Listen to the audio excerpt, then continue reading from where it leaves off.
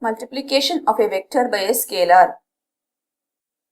The product of the vector A by a scalar lambda is lambda multiplied by a vector is called multiplication of vector A by a scalar lambda.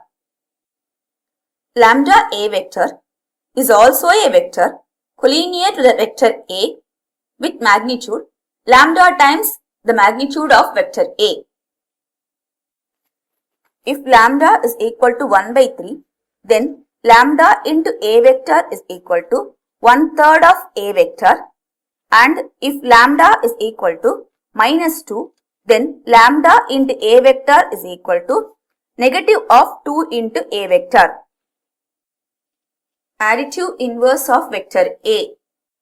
When lambda is equal to -1, then lambda into A vector is equal to negative of A vector, which is a vector having magnitude equal to the magnitude of A vector and direction opposite to that of the direction of A vector.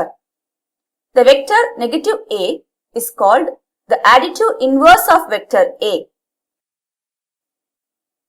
Multiplicative inverse of vector A.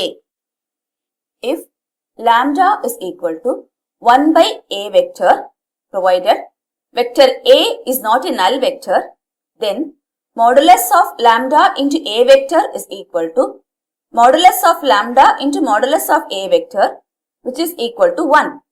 So, lambda into A vector represents the unit vector in the direction of A vector. That is, A cap is equal to 1 by A vector into A vector.